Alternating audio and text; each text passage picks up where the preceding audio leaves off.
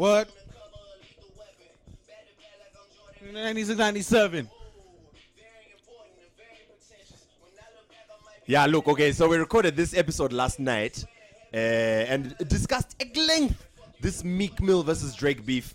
So we decided that we needed to add an addendum. When we woke up this morning, bright and early at 12 noon, and found out that Drake had dropped another diss track titled Back to Back, like the Lethal Weapon cover. Dan, Yes. I'm at a loss. Phil here is standing for Drake, which is really the lowest it can possibly get. I am so embarrassed. As you can hear, we've got the song blasting in the stew. Okay, let me hit pause. You don't understand, Dan. In fact, you know, up until this point, how much did I despise Drake as an artist? About half as much as I did, which is a lot. I really had no time for that beige artist. But he's handled himself in such a masterful and calculated manner this past week. I have no choice. I've literally gone next door. I've asked them for some money, and I bought 2 singles from his latest album. Once I have more funds, I shall continue to buy the rest. Random singles, or because I assume you don't know which songs they have since you're not the I was just picking and choosing on the nice names. There was something about 6, and I like 6 as a number, so I bought that. Of course. So Well, you will see in the upcoming episode that I bemoan the lack of aggression in today's hip hop. So I am very excited that Drake has stepped up and shown the stubble on his boyish cheeks, which has now he's grown got a beard. into, He's got a full beard. grown into a full Khal Drogo beard. I mean, I think the last 2 months, something has been happening. First of all, the beard. It took over Twitter. Then he's been in the gym. He was shooting in the gym, literally. And now he's become a master of this hip-hop beef game. You're getting bodied by the singing nigga. I feel like you're overselling. Is that a world or your girl's tour? That's not what she meant when she said open up more. Come on, man. Guys. Shout out to my boss, his wife and niggas. I was like, oh, God. Guys. Alright, okay, anyway. Guys, Enjoy the episode. guys. We are going back to listening to this Drake song. Yes. Shout out to the 6th God. I am now your disciple. Wow. We ain't got it, bro, fat bro. We ain't got it. Don't spend no money, ain't got no clothes, ain't got no cars, ain't got no hoes. We broke. Ladies and gentlemen, You're now listening. 1, 2, we ain't got it. Okay, now it's recording, and now it is on. I did ask the first time, and I'm going to ask again. What property? Nyatso checker, my settings, my runnings. Is it working? Yeah. It seems to be running Excellent. and working at a fairly reasonable temperature. What is Yeah, we could say medium. In the northeastern it will be rise at 12 degrees and carry on to a high of 35 in the medium to low level with high humidity and low wind speed. this high pressure front that is moving in a southwesterly? That was totally useless to anyone watching the weather. Seriously, high pressure front. How does that help your life? The funniest thing is they don't point to anything in particular. It's just a vague area. Here in the low belt, dude is pointing to Harare. Like, what are you doing? Anyway, we're back with a fresh new episode. This is Two Broke Twimbos. My name is Danny That Guy, aka Danny-ass, aka The Only Guy, aka Your Girlfriend Probably Pities Me, aka Dan Moore. When you look at my wallet, it's more like Danless. That's right. And he's here with the one and only, the unmistakable, the irrefutable, surely honorable, could very well be doctorable, Phil Chard, aka Flame Floss, the big boss, baby, aka Feeds RP. aka Filthy Phil, aka Sexington Glovu, aka Shamari, the Tengero Drink, and of course, DJ Mkarad. Wanna know why, Dan? Why? Because we the best. Speaking of Mukarati, did you see my cameo in Tonight with Zororo? We were discussing the different types of colored people. So I had a little... That would require me to watch the show. But no shade. We, as you know, we have no internet at the homestead right now. So it's tough. It's tough out here. Good cover there, Phil, I must say. Shout out to Zororo doing his thing. Oh yeah. Anyway, so yeah, if you his first episode has 11,000 views, so and it's a whole bunch of comments. He started a lot of debates and stuff, so That's good. it's good stuff. Man, shout out to Zororo and thank you for allowing me to be a part of it. Just I wish it wasn't something so contentious. Anyway, What's contentious about it? I don't understand. Well, I mean, I was put under the spot. Oh, you mean your skit? I thought you meant the Yes. first episode with the comments. No. Just my skit was. Then what's the difference between colored people? Different types of colors. Well, you see, there's 3 types of color down there, bruh. You've got the bottle store owner. You wake up at 8 a.m., bruh. That owner is just there at the bottle store asking, yo, Phil, make a ice cream, bruh. Jack, these are the 3 types. Mixed race, like myself. Okay. Golfers, like yourself. Do you know that's actually a very offensive and derogatory And term? this is the issue here. This is why I'm saying it was such a contentious. Do you know I actually did beat up someone for calling me that once. Really? Was he also colored? No, it was a white person. Well, then that makes sense. Anyway, and finally, foreigners. So yeah, it was quite. Yes. Actually, Dan, as I've explained to you, I actually don't believe that colored is an actual quote unquote race. Well, It's more of a culture in Zimbabwe. Because if I leave here, colored people don't exist. They are black. well, I mean, they exist in America. They're called Mexicans. No, those are Latinos. What do you mean? No, they're exactly the same. Like fast cars, have beautiful women, beat you up over little things.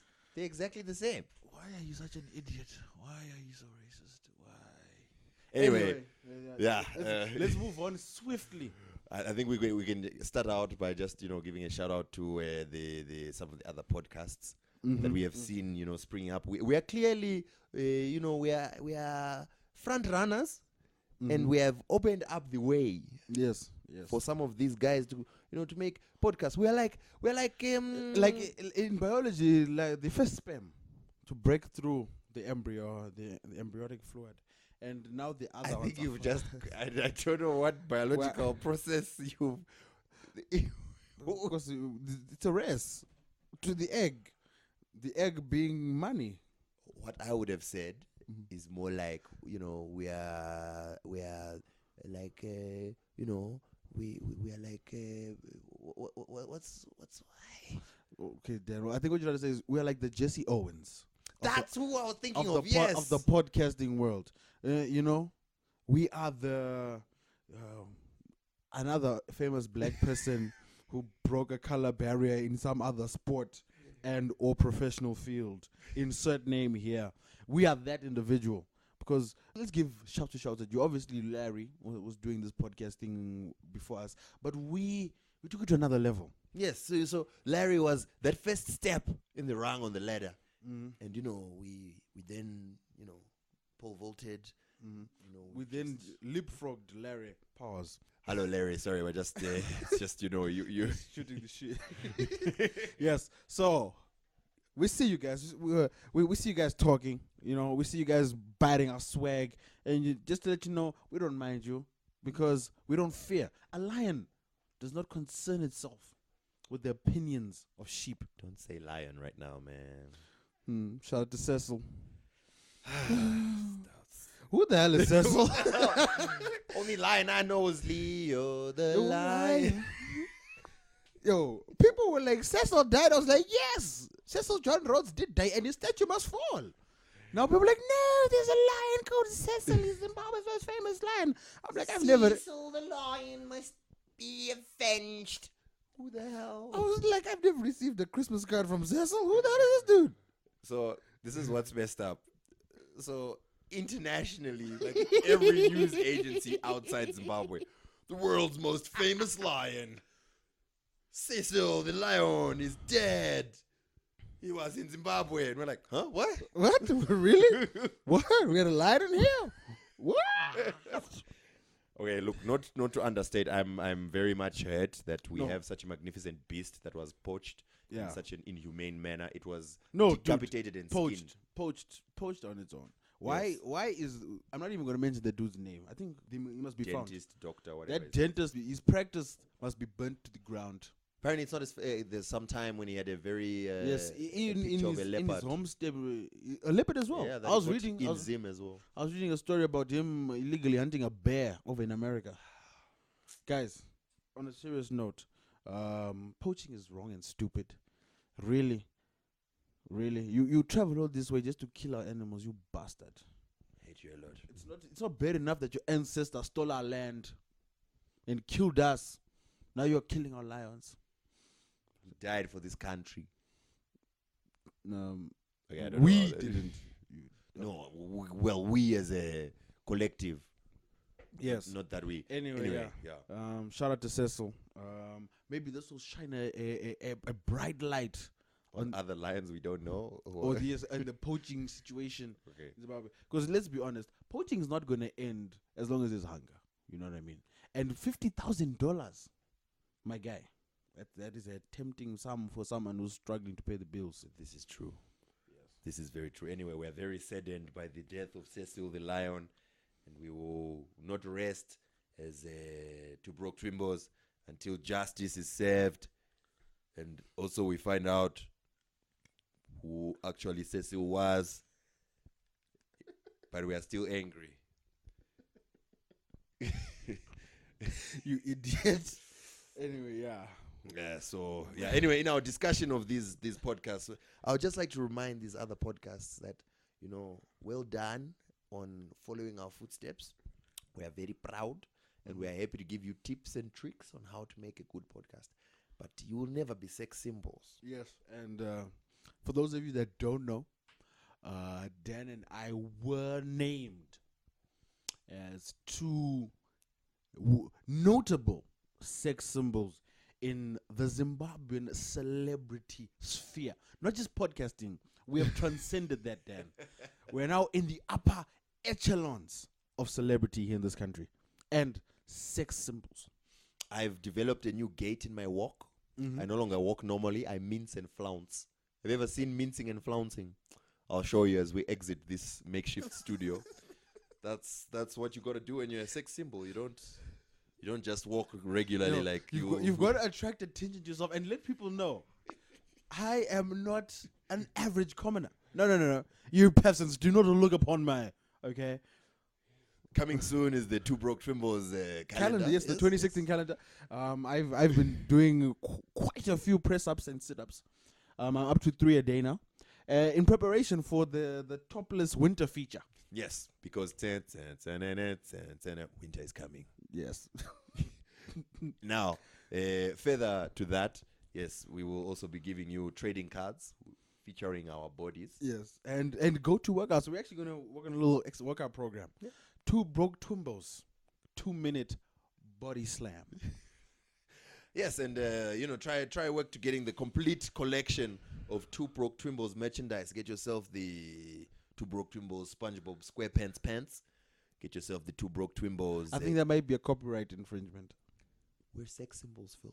We don't care about these things. These are the facts on the ground. In case you are confused, see, what happened was in the midst of a very depressing debate or conversation I was having on Twitter about the lamentable state of Zimbabwe's entertainment industry, I happened to mention in a tweet, for example, who are Zimbabwean sex symbols? And a fan, one of our fans, the other one obviously wasn't. The other fan wasn't in the conversation, but the other fan, he tweeted, Dan and Phil are Zimbabwe's sex symbols. Please note I said he tweeted. Yes. So at this point, I'd like to shout out Dr. Nigel. With 2 L's. 2 L's. Let's not forget. And he's a doctor. And who am I to question the learned opinion of a medical professional? I never went to medical school. I can't. So he has an intimate understanding of the human anatomy. If he says we're sex symbols, then gosh darn it. He has probably seen many scantily clad bodies in his time. And he looks at us and is like, sex symbols. Those two right there. I might not see them often, but I hear their voices, and they sound like sex symbols. Thank you very much, Dr. Nigel. Yes. Please don't take it personally that I blocked you. I was only advised to do so by a lot of people, including law enforcement agents. But I appreciate. But Dan, I mean, let's be honest here. It's 2015. We are a progressive group of individuals. We're intelligent. We are no longer bound by such archaic forms of thinking. I mean, if a man wants to compliment us on our sexual prowess, go right ahead, sir. Who am I to deny that? Don't think that's I what appreciate that it was more of the symbolism as opposed to the prowess. Because the moment you say prowess, you're implying that he has experienced. Or maybe he's heard. You could have heard. You could have heard. What's your sister's name, dog? Anyway, moving on. Yes, then as we continue to discuss our growing popularity in these streets, I was out and about on the town the other night, just picking up scraps, speaking to a few individuals, just begging for money really, and I came across a avid listener, Tawanda. Tawanda is a avid listener of the podcast, and he expressed his joy. Mr. HBT on Twitter, and he had a special request. So in a throwback to a bygone era, where people would call in and request a song or a topic on radio, we thought we'd bring that in. So he requested that we discuss left-hand drive vehicles from America in Zimbabwe. First of all, what were his personal opinions on left-hand drive vehicles from America in Well, Zimbabwe? you see, at the time he was a little inebriated. Okay, he was a little drunk.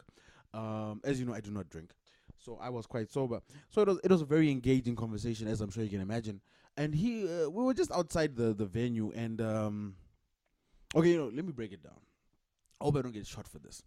Prior state, some dude, short guy, is dancing around, pushing people, like obviously being rowdy and trying to start a fight. And then when people would push back, he'd then lift his shirt. So I'm like, what's this guy lifting his shirt? Until I took a closer look, he was lifting his shirt to reveal a gun, holstered in by his belt. American gangster style. Of course. I've seen it in movies. Yes, he's got the heater. He's got the heater on the waist. That faux. Yeah, I think it was a 9mm, but cool. Okay. Obviously, this is being Zimbabwe. I was a little shocked. I was a little taken aback As one would be. by the sheer brazenness of this individual. Obviously, some people theorize that he was a member of the security forces, but that is obviously incorrect because Zimbabwean security forces do not abuse their power and privilege. Never. Why? What? In Zimbabwe? What? Are you kidding me? Our law enforcement agents abusing their power? Taking advantage of their position? Violating the law so brazenly in public? Never happened. Never at all. So, this individual was driving a yellow Camaro. You're getting very specific, dog. Like, our address is on public record. Dude, I'm speaking, and it had a left-hand drive vehicle. So as we were exiting the club, because the people were like, I ain't about to die tonight, let us leave. We then saw the car, and then we're like, look, left-hand drive. Tawanda was like, Phil, we should discuss this because this is not legal, it's not safe, people could die. Why are they buying these expensive cars that guzzle all this fuel when they can get a car from China? So, that being said, left-hand drive vehicles. The floor is yours. I have much to say on this matter. So say it. Right. You change gears with your right hand in these vehicles. That's a doozy. Well, I suppose so. Yeah, because and if you're holding the steering with your left, then with your right hand, your left hand is out the window as opposed to resting on the armrest in the middle. I suppose one of the biggest issues that I may have with a left-hand drive vehicle is it's much more difficult to express road rage to an oncoming vehicle.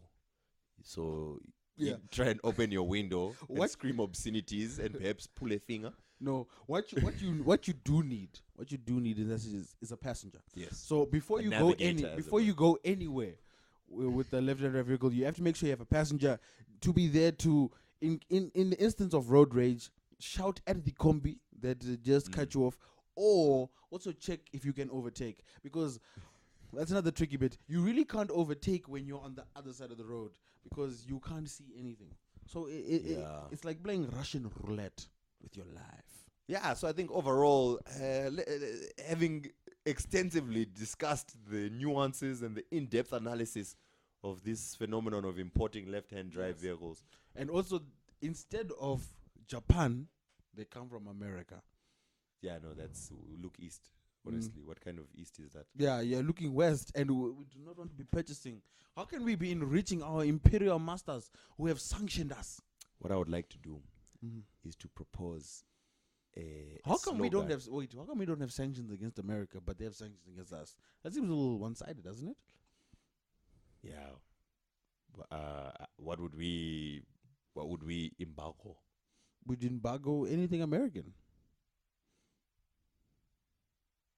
No, honestly, if we are going to put sanctions, it means that we will refuse to deal with them. For what? Well, Lions is illegal anyway, so we can't include that. Skittles? No, we can't ban Skittles. Okay, that's a bad idea. Let's scrap that idea. Let's move on. Anyway, my idea is that we create a slogan that we can give to the Zimbabwean media to further the Look East policy and ban these left-hand drive vehicles. That's true, because if there's one thing we need more of on Zimbabwean roads, it's more Japanese cars. This is true. We need more cheap Japanese cars on our roads. West is west. That's catchy. It is quite. I thought I've been thinking about it for weeks. I just need to patent it and copyright it. East He's beast. is the least crippling. Let's feast on products from the East. At least. Let's not even test the West. From the West. Get it? Because it's waste Yes. and west. This So is turn you. away in haste. As in haste.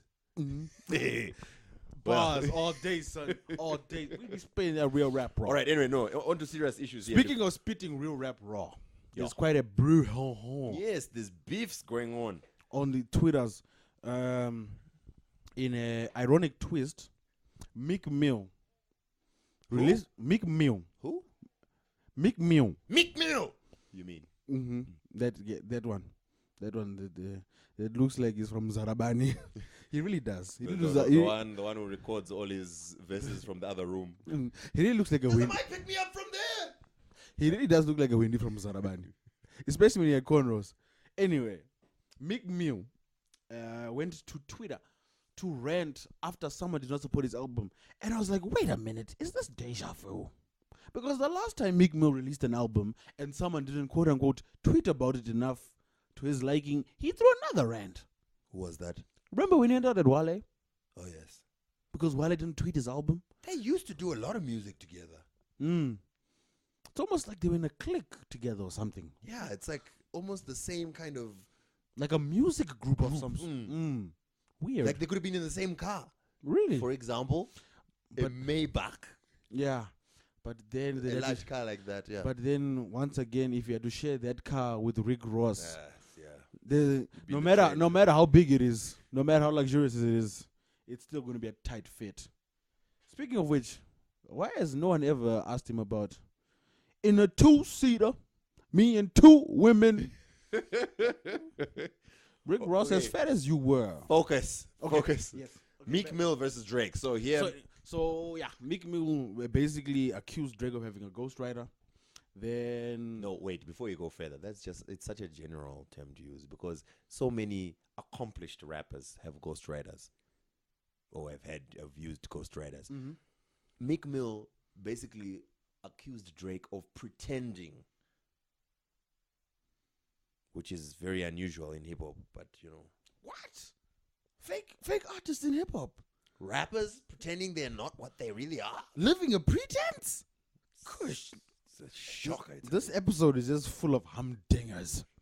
Just shockers after shockers. It's ridiculous. Anyway, yeah. So he went out, threw some shots at Meek Mill's like, yeah, blah blah blah blah blah. Sorry, yes. Meek Mill threw shots at Drake.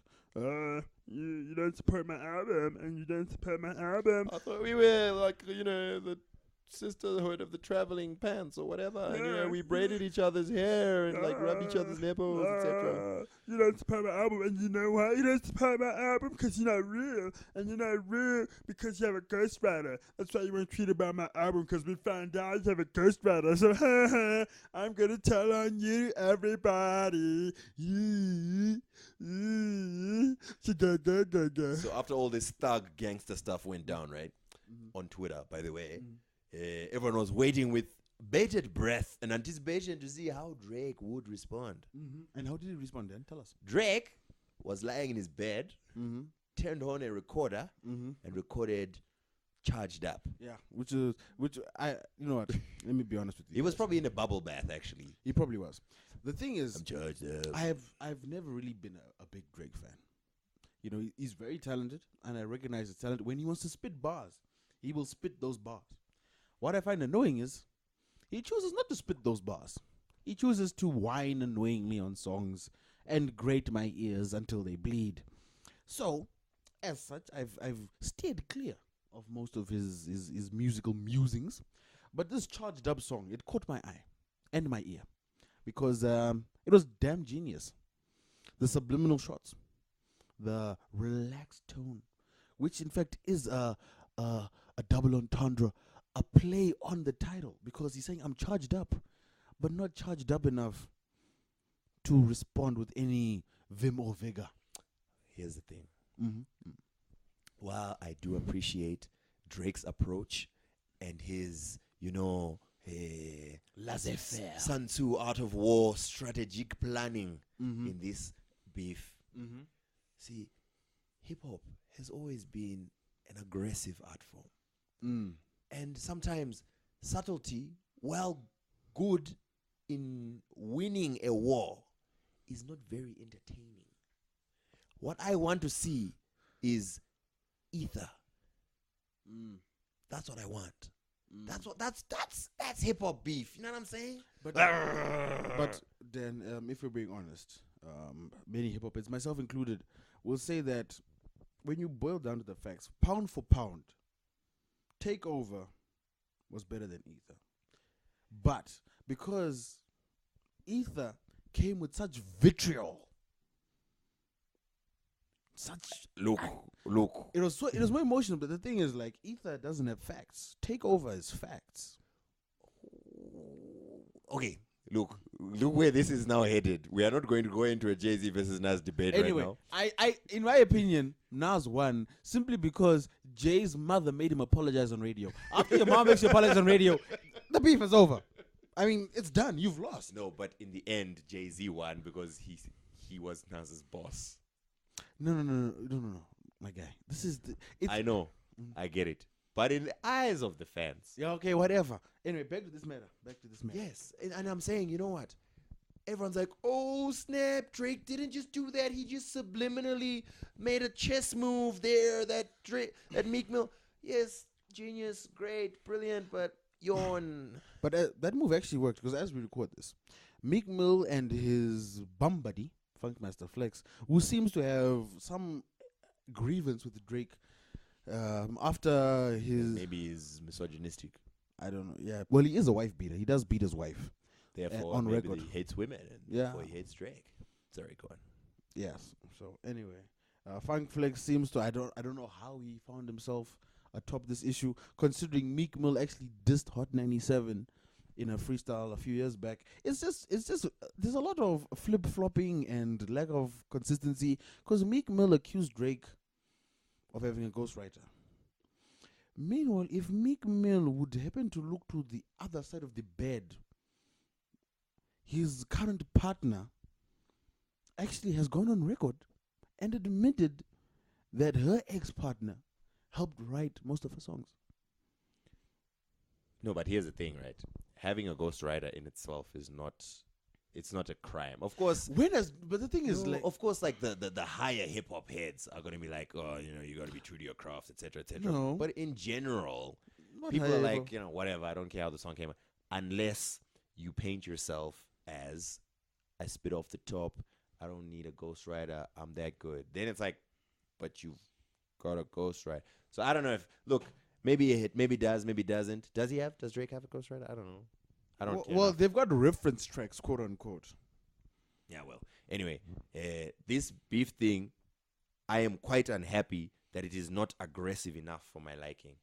Yes, the subtlety is much appreciated. I'm like, Drake, I see what you did there, and I'm going back to playing Candy Crush. Yes, and as I was about to say before you rudely interrupted me. Yeah, so as the we thing stand, is, wait, let me finish. I want to keep interrupting you. As we stand, Meek Mill made a big brouhaha with his bum buddy, Funkmaster Flex, that he was going to release a comeback last night on Hot 97. That disc did not drop, and Twitter blew up. The great deal of dissatisfaction. So it seems that Meek Mill is at an impasse. So we look to hear at what he shouts next on the song, and it's going to be a loud one, obviously. And it's just beef in hip hop has taken a turn. Yeah, let's bring beefs closer to home. Speaking of big name beefs, and names get no bigger in Zimbabwe than Noxy. Noxy Goonie. Yes, as Noxy, as you're Noxy referred to Goonie. by Oliver Keith, who's a model. So right male now, model. this is the beef that's going on. A male Eben model. Groover and a male model Model, yes. throwing it down. Yeah. Well, what happened is at the MTV Awards, which I attended. Do you know I attended those? Yes. Dan, did you know I You were attended? sending me daily updates. Do you know? Do you know I was on the red Different carpet? hourly I had like a updates. VIP tag and everything. Dan, I was there. I'm quite aware of that, yes. Yeah, and I was hobnobbing with celebs and everything. That too, I know all of that. Same hotel and everything. Like, go down for breakfast. There's Two-Face over there. There's Duncan over there. I feel like you've forgotten what you were saying at the beginning of. Yeah, I was just trying to make you feel as bad as possible. Anyway, after this, certain individuals obviously went to Twitter saying, guys, how come the Anthony Zimbabwean artist even nominated, blah, blah, blah, blah. Nox then took to, I think it was his Facebook, and went on a little tirade, which he aptly, what's the word I'm looking for? Labeled. He gave what's the word I'm looking for? Warning, precursor. Anyway, he warned the viewers that this was a no under 18 PGA post, where he began to lay a great deal of vitriol against the Zim dancehall scene and its fans, especially those in the diaspora, because according to him, they'll clap and sing along to anything because they miss home. He seemed very bitter, very angry, possibly because his songs are crap and no one really wants to listen to them. What are you trying to say, man? That is timeless music. That other song he did, that one. You know that song, man? Yeah, that one. I'll never forget it. Anyway, with his quality videos that are shot Kumusha, where he falls from trees. You're such a no. Actually, you're just a hater. I've just I'm come not to a hater. appreciate. I'm not a Look, hater. let me tell you. Let's call a spade a spade. Nox is not talented. That song, I loved it. That's the only Nox song. And I was like, you know what, guys? Maybe I've been sleeping on Nox. And then I even subscribed to his YouTube page and went out looking for more stuff. Yeah, that was lightning in a pan, really. It only takes the one song, Phil. I mean, if he gets one good, dope song, I mean, then, we're in it to win it. Anyway, you see, Nox's issue was that you guys are saying, why isn't Zimbabwe represented at the MTV Africa Music Awards, or as I like to call them, the MTV Africa Mamas? Awards. MTV Africa Mama Awards. You see, his issue was, currently, the hottest music in Zimbabwe, what is on everyone's lips and ears, is Zim dancehall. And his issue was, it is not good enough to catch Africa's ears. Now, I don't believe that. opinions may differ.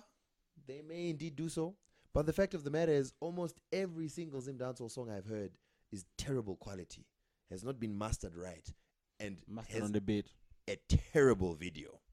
Yeah, videos are a little bit all garbage. So, perhaps if we were to polish up the Zim dancehall scene, maybe.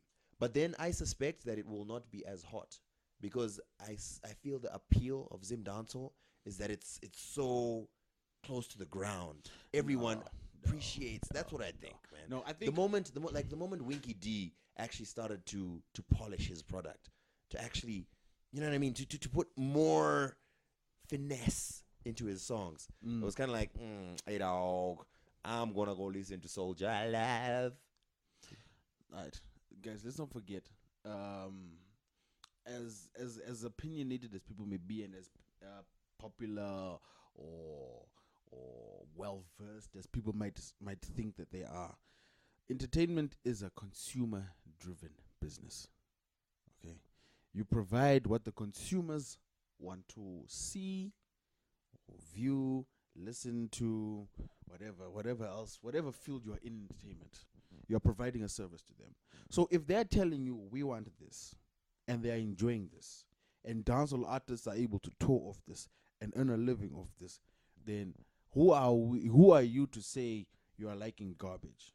Here's the thing. You might have opinion and say Zim dancehall is crap, but you have no point and no right to say that you people are killing my career because you're liking this instead of liking me, when you should be saying, what am I doing wrong? Because a good song is a good song. Whether you're in Bare, whether you're in Borderdale, whether you're in South Africa, whether you're in Nigeria, a good song, a catchy song is a catchy song. Right. Now, again, just to mirror what Nox was saying, he goes on to pretty much quote what has always been a favorite quote of mine of Steve Jobs, where he said, "It is not up to." What did he say? It is not up to the Consumer to know what they want. His one is basically some higher power is pushing Zim dancehall to the consumer, and they are just gobbling it up without realizing what it is. By higher power, does he mean the masses?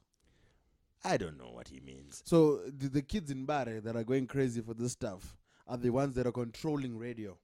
These kids that struggle to find food every Clearly, day. radio is not the issue, because radio is trying very hard not to play Zim dancehall, except like the bigger items. Well, it has been up to now. Now there's a big increase in Zim dancehall. So I don't know what that higher power is. Anyway, What corporate power it his is. rant was poorly thought out. It was filled with vitriol and anger. He just seemed like a bitter old man. A bit of loser. It was like Nicki Minaj when he attacked Taylor Swift. I'm kidding. I really don't know what happened there. I tried to read from both angles. Nicki was angry about her not being Okay, nominated what for happened Anaconda, was and- Nikki was angry that the VMAs did not nominate a video Anaconda. Guys, Nikki, first and foremost, if you're going to fight, and let me finish. She was angry that the video didn't get nominated at the VMAs, and her argument was because she's a woman, a black woman at that, they are always undermined in the entertainment industry. And Anaconda was such a large song, it had such a big impact on pop culture and a large amount of sales that it should have been nominated. She went further to say that because it was a video that celebrated the larger female body, it was unnoticed by Hollywood as a whole. However, other videos that celebrated slim women, slim white women, were given more attention. So my question is, first and foremost, if you're gonna fight, her argument is very correct. That is a true statement. Yes. That black women are marginalized. But the vehicle you have chosen to ride off the back of on this argument is a faulty one. It is a Datsun 120Y on its last legs, because Anaconda was hot garbage.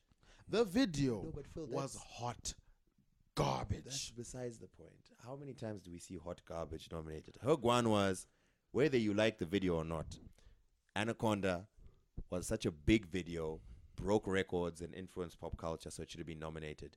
The reason it wasn't was because of racism. Now, I don't know if that's the case. Personally, I watched half of Anaconda on mute to look at her Bodesha's body, but I could not even finish the video. I actually just pretty much was pausing it in some places, looping certain areas, and so on. This seems like it's going to end in a very disturbing, No. disgusting fashion. I'm just saying it was a terrible video. Was your keyboard sticky? But, and no pun, but, you see, the fact still remains that a lot of people watched that video, a lot of people like that video, I assume, and it had a big influence. So maybe she has a point. But I still feel like she's just being a sore loser. My video was big. Yes, it was big. So why didn't you choose me? It's because you're racist. Without any actual evidence of racial discrimination. It could just be that everyone thought it was crap. Yeah. But I don't want to say I don't want to say that because it was crap it wasn't nominated, because a lot of crap has been nominated. This is to end. But we digress. What were we talking about? So Taylor Swift then came into the fore, just stuck her head into the bedroom, unannounced and unwanted and unwarranted, and said, "No, Nikki, why are you pitting women against each other? If I win, you can come on stage with me." That's so condescending. So obviously we're like, No, "You but stupid girl." But Nikki did kind of intimate to Taylor, because she's the only other female nominated. It's not about women against women. I know it's not. She took a. Taylor Swift made it personal. No, But- Taylor Swift does what white people normally do, is they like to just force themselves into issues where they have no business being and making it about themselves. Yeah, well. Well, guys, I'm not racist. My father never had slaves. I never colonized this country. Yeah, okay, so the point though. The point is, this is what's Yes, this is true. This is the issue at hand. It was quite annoying. It was quite annoying. It's just unfortunate that I firmly believe that a large number of people who have not been racially marginalized will never understand. So they will often say things in their ignorance. Guys, if you don't understand what's happening, it's okay just to either ask or shut up. Not say anything at all. Just not to be like, but what do you mean? That's not racist at all. No, just how is it racist? How is blackface racist? I mean, you guys are allowed to do it. Oh my See, if you don't know, find a black friend of yours who you are comfortable with enough to discuss these issues. But also make sure this black friend is not an Uncle Tom, a la Tom Hanks' son's friends. we said, yeah, it's fine. Yeah, you can use the N-word, dude. Use the N-word, dude. It's cool, man. I said you could do it, dude. So you can. No, find someone who understands and say, look, I don't understand why blackface is so wrong. If I'm not doing it as a racist thing, if I'm doing it for A, B, C, D, why would it be wrong? Please explain to me. They will happily explain to you why it is extremely offensive. And this can be the case in every other issue. And then, of course, you will avoid any problems. These are the facts on the ground. Anyway, Nikki Taylor, that was in reference to Nox and this model. Oh, yes. Yeah. So yes, the model hit back. The model's name being Oliver Keith. At this point, we'd like to point out that Mr. Oliver Keith is not a sex symbol, a documented sex symbol. Therefore, is not as sexy as us, and we should be taking his job sometime soon. Yeah, well, now that we've put that out there. Mr. Oliver Keith started off his letter, his open letter. Hey, these open letters in a very derogatory term, which I found endlessly amusing. Telling like, "Dear Noxy, Ngune, Noxy." Wow. And he basically went on to highlight and prod several holes in his argument. Some of them were a little far-fetched. He did not know that Nox was in the UK for quite some time. Nox has been there. He made the accusation that Nox had never left Zimbabwe's borders, which is also incorrect, because I believe Nox is right now in South Africa. Is he not? He's based in Joburg? He's gallivanting all over these countries. He's just, It's almost like he's a nomad trying to find somewhere where they'll accept his garbage. Interesting. Wow, what a hater. I'm not a hater, dude. Guys, you know what? Ndakutonyara. In 2015, I've made the resolution. I'm no longer celebrating mediocrity. Nox, make better music and I'll support it. If you make good music, I'll support it. Speaking of which, Maskiri. Oh gosh. That Maskiri joint with With Keisha White. You know, like before the. Speaking of which, this Oliver guy, I think he wrote this letter before that song came out because he made mention of the song. He's like, while you rant and rave, Maskiri has a song with Keisha White coming out, internationally recognized R&B superstar. We're like, superstar, really? I mean, first of all, she's not that big a deal. She had a big hit. Let's say she had a big hit. Let me tell you, it was 8 years ago. It was not even that big a hit. It was big to us. It reached like number 27 in the UK charts. That Weakness in Me, Adam. Yeah, we just loved it here because we loved R&B back then. So it was all over Zimbabwean radio, but it wasn't that big a hit. It was huge. It was a huge hit, but it was never number one. Or so anything. yes, since then obviously we've not heard a lot from Keisha Muchena. She's so fan though. Okay, and so when Maskiri announced this, I was like, what dream did he sell her? Because not to be a negative Nancy, I am familiar with Maskiri's catalog. And there's nothing to write home about, really. Do you know Maskiri probably has some of the most dedicated fans in Zim music? They're also the most tone deaf. No, I'm telling you. He's, okay, fair enough. Maybe he's not the most musical, but he is hilarious. Yeah. Sometimes. There's that song he did about marriage. I can't remember the name, but I remember the melody. I heard it on the radio. It was funny as hell. But Maskiri, it's like when he writes his rhymes, he doesn't listen to the beat. Just does it generically then. He Give me a just- beat, it's fine, whichever beat. And then he doesn't even go to the studio. He just says like, these are the rhymes. Make it fit that beat.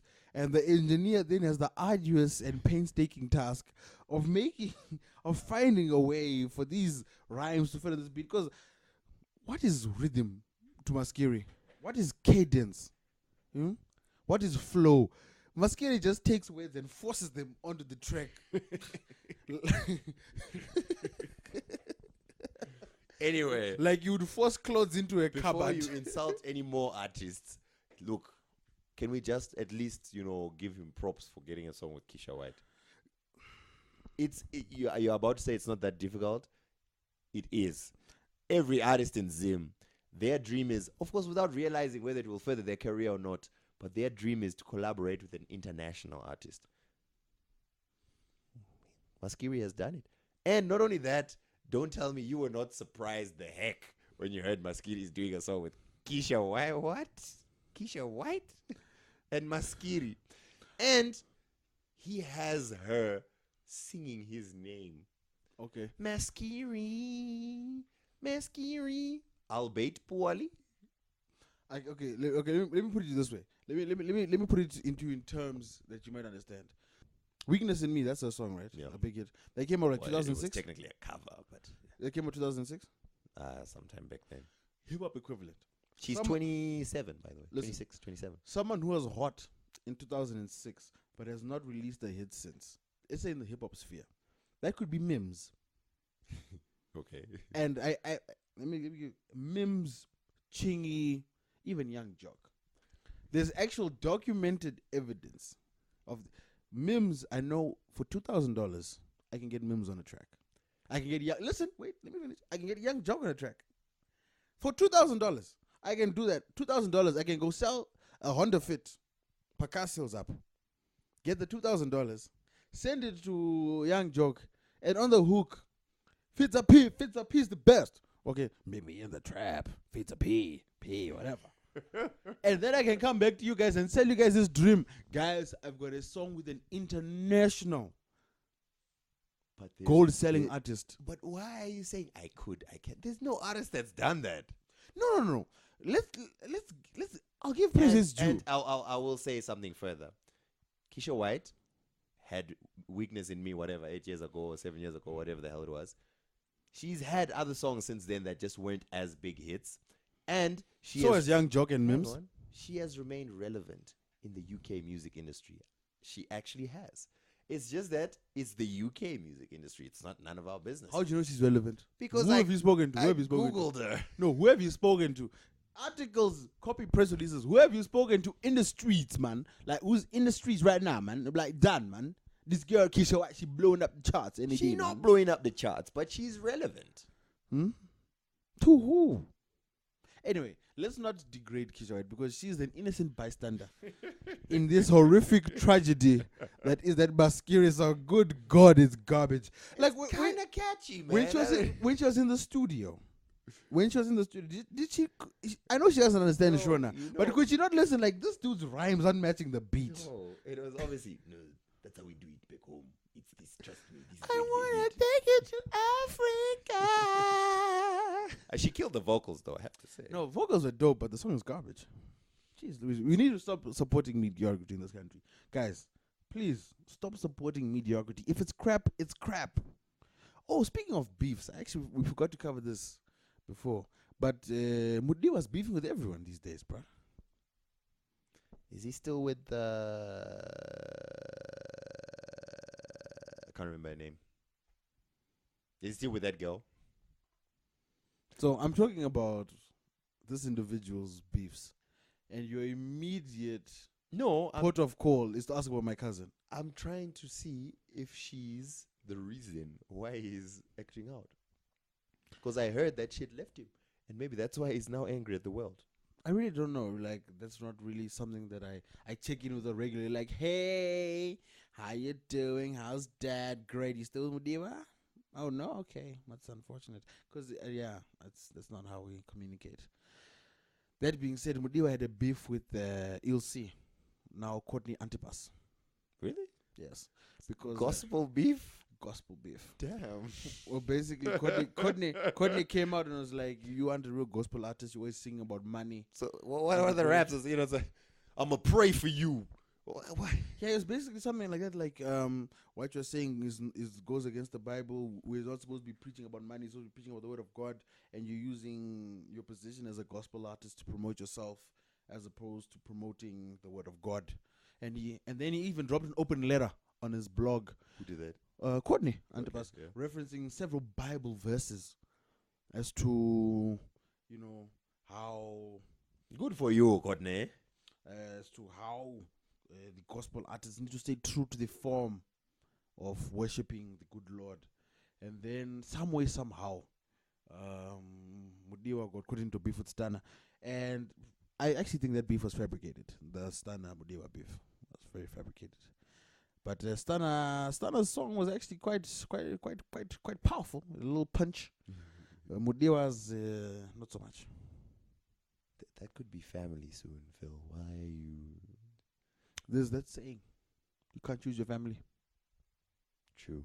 Anyway, while we're on the topic of beefs as well, I saw on the Twitters there was a bit of a verbal and digital altercation between AKA and Black Coffee. Yes. It also linked to the Drake Meek Mill beef. Basically, Drake dropped Charged Up. Black Coffee, who's currently on his world tour, said, yes, now this is how you handle real hip-hop, not the nonsense that SA hip-hop artists do. Obviously, this was a shot at AKA. Well, let's be honest. The biggest and highest profile beef in South African hip-hop was... I find it an AKA. No, that wasn't actually beef. Oh, okay. Because we'll get to that, though. That was actually funny. But the biggest beef was AK versus Casper. AKA and... And Casper.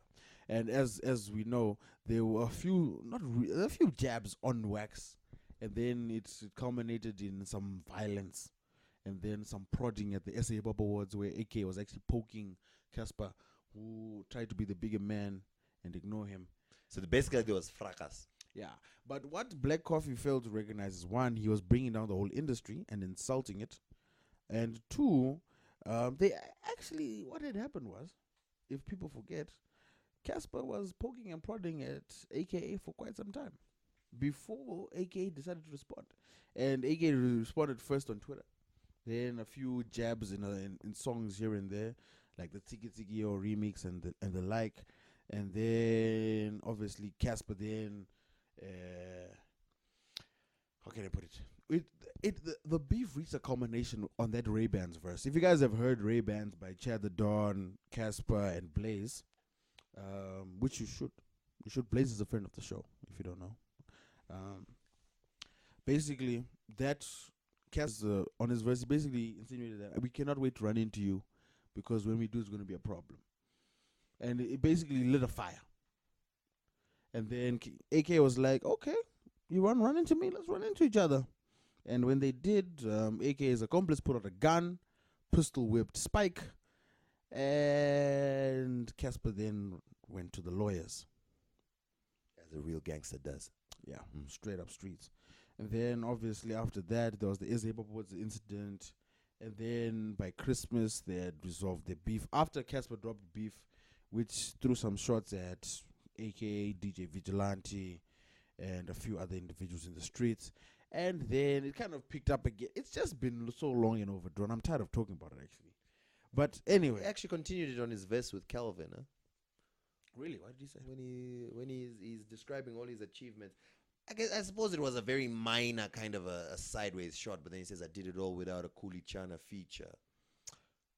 Yo, that actually, I was actually trying to figure out. Yeah, and it's okay. He's talking about Happy. Yes. The victory remix. Wow! Snap. Oh, snap.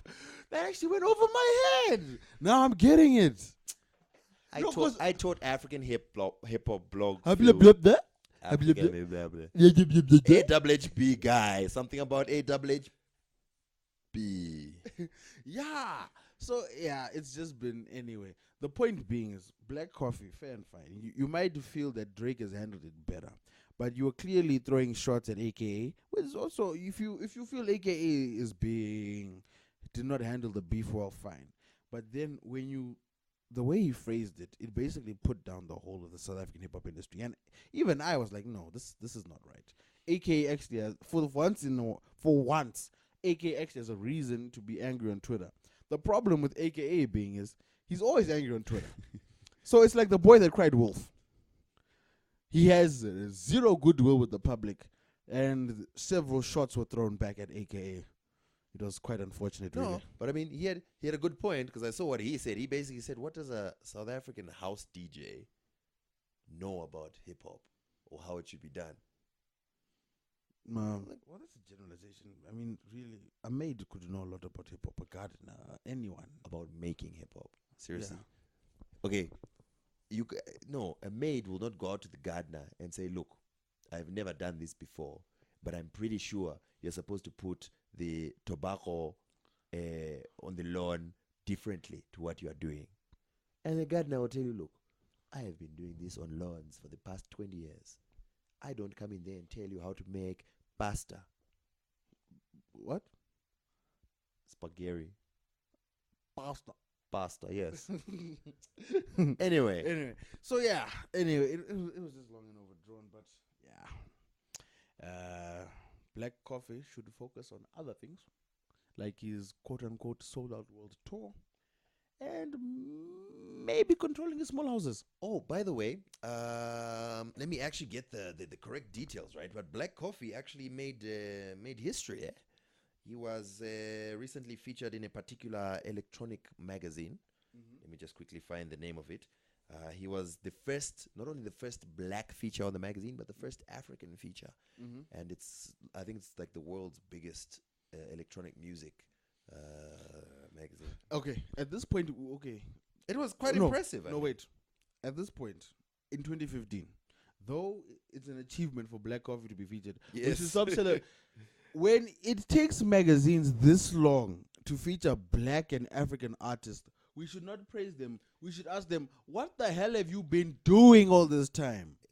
To be fair, are you going to be sitting there like, this is not fair that Heavy Metal magazine has never had a black person featured in it? Okay, do you know what people forget? House music.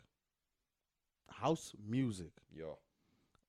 And the way house music is presented now, which is 2 decks, 2 turntables, and a mixer, is a byproduct of the hip-hop movement by black people. So house music, electronic music, owes itself to hip-hop and black people. Yet, when you look at the top earners, the top earning DJs, the top earning house producers, wherever it may be, it's not black people though. what are you gonna blame for that? Honestly, no. It's because I'll blame the yams. What's the yams? The yams be the power that be.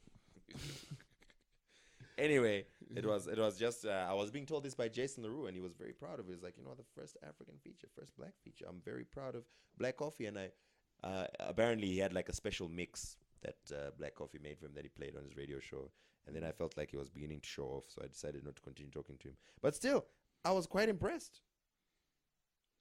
Anyway, this was not meant to be just the two of us. No, this is basically a no guest episode now. We've rattled on for far too long. It wouldn't be fair to anyone. So yeah, next week we will feature an interview from the beautiful Sophia, who I interviewed in South Africa, and there'll be less wafflage from us. We really were supposed to just waffle on for like 10 minutes, and then things got real, and the mouths just kept blah blah blah blah blah blah blah blah. Pauls. What song shall we end with? I think to be fair, there's only one way to do it. Maskiri. All right. No, come on. We gotta do it. We gotta. Come on. We can't do this to our listeners. Come on, man. Yes, we gotta. Yes, we end off this episode with the brand new Maskiri featuring Keisha White. And in fact, let us know what you think of this song in the comments. Africa. I'ma take it to Africa. Why do you come here to Africa with Maskiri? Sorry. Anyway, so subscribe, like, continue. Two Broke Twimbos is what we do. Yeah, guys. Please don't forget to like us on Facebook. Follow us on Twitter. Please subscribe if you listen to the podcast regularly.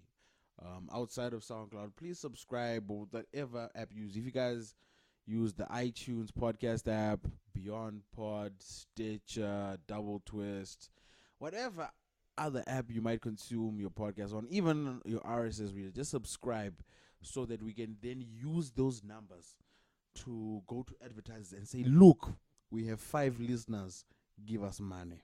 Of which, even over and above that, if you feel the urgent need to refer to us as 6 symbols, we are accepting those referrals. Yes. Please, we're looking for the memes. We're looking for the Photoshop images. Let those come in because we know you guys are itching to get a hold of this sexiness, this sexy goodness, and go to town on it. Pause. So, on that note, goodbye. We're out. We broke.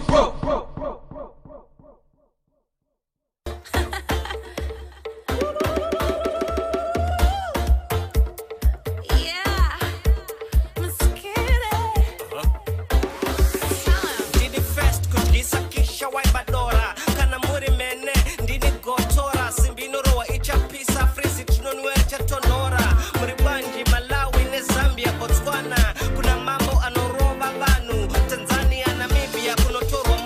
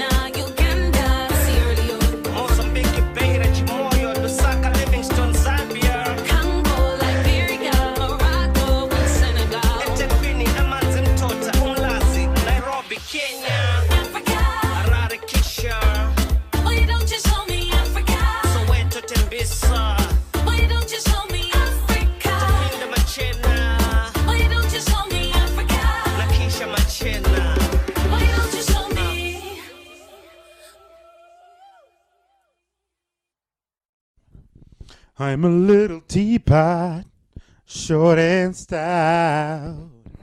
Can you hear me now, baby? Surely the levels should be the same as the way the last time when we used this particular piece of equipment.